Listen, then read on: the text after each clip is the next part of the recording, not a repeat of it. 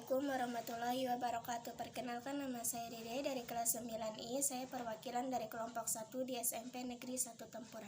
Saya akan membacakan kerajaan Islam di Nusantara. A. Kerajaan Samudra Pasai.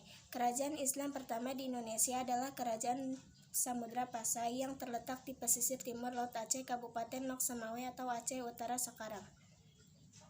Lahirnya kerajaan Islam yang pertama di Indonesia itu diperkirakan mulai awal atau pertengahan abad ke-13 Masehi. Sebagaimana diketahui, proses dakwah Islam di daerah-daerah pantai terjadi sejak abad 7 Masehi. Salah satu bukti berdirinya kerajaan Samudra Pasai adalah adanya nisan kubur terbuat dari granit asal Samudra Pasai. Dari nisan itu dapat diketahui bahwa raja pertama Samudra Pasai, Sultan Malik Al-Saleh, meninggal pada bulan Ramadan tahun 696 H yang diperkirakan bertepatan dengan tahun 1297 Masehi. B.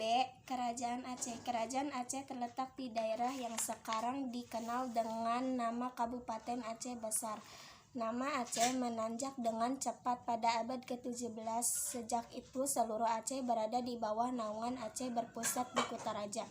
Sultan pertama yang memerintah dan sekaligus sebagai pendiri kerajaan Aceh adalah Sultan Ali Mughayat Syah 1514 sampai 1528 Masehi.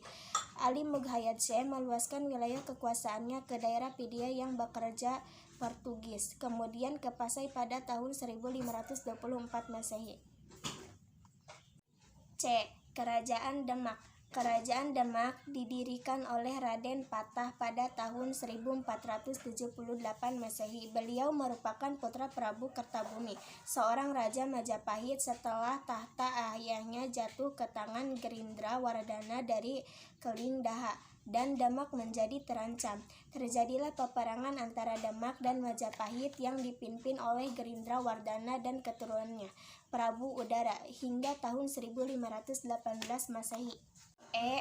Kerajaan Mataram Islam abad 17 sampai 19.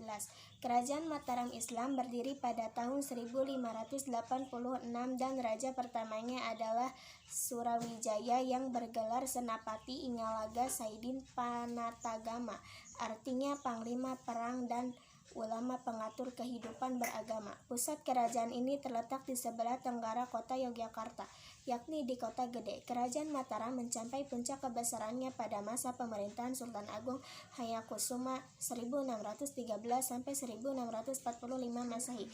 Itu merupakan cerminan dari kebesaran jiwa, keberanian, keuletan dan kecakapan serta kuatnya kepribadian Sultan Agung, seorang militer yang ujung organistor yang berhasil, ahli politik, ahli sastra, ahli pispas, dan sangat mementingkan urusan agama. Banyak prestasi besar yang dicapai. F. Kerajaan Banjar. Kerajaan Banjar adalah kerajaan Islam di Pulau Kalimantan, tepatnya di Provinsi Kalimantan saat ini.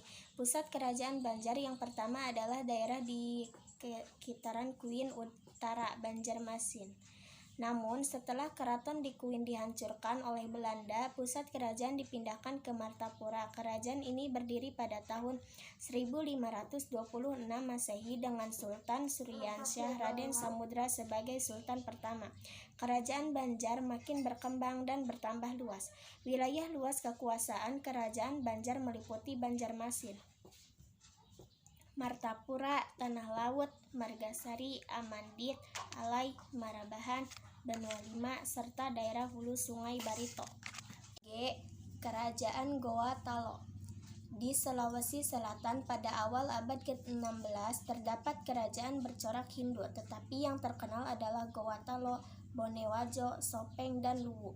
Pada tahun 1605, Sultan Alauddin 1591 sampai 1639 Masehi dari Goa masuk Islam berkat adanya dakwah dari Datuk Ribandang dan Sulaiman dari Minangkabau. Kerajaan Goa dan Talo akhirnya dapat menguasai kerajaan-kerajaan lainnya. A. Kerajaan Ternate. Kerajaan Ternate berdiri pada abad ke-13. Ibu kotanya terletak di Pulau Ternate. Kerajaan Ternate banyak menghasilkan rempah-rempah sehingga Ternate banyak dikunjungi oleh pedagang-pedagang dari Jawa, Melayu, Cina, dan Arab. Ternate juga memiliki kapal-kapal dagang yang sering berlayar ke daerah-daerah lain. Kerajaan Tidore. Kerajaan Tidore adalah kerajaan Islam yang berpusat di wilayah kota Tidore, Maluku Utara. Kerajaan Tidore terletak di sebelah selatan Ternate. Raja Tidore pertama adalah Sedati Alas Muhammad Nakal yang naik tahta sekitar tahun 1081 Masehi. Pada awalnya, kerajaan Ternate dan Tidore dapat hidup berdampingan dan tidak pernah terjadi konflik. Pada tahun 1512 Masehi. Dan pada tahun 1529 Masehi, Portugis yang dibantu oleh Ternate dan Bacan menyerang Tidore dan Spanyol. Portugis mengalami kemenangan hingga Portugis dapat menguasai perdagangan rempah-rempah di seluruh Maluku. Sekian dari saya. Wassalamualaikum warahmatullahi wabarakatuh.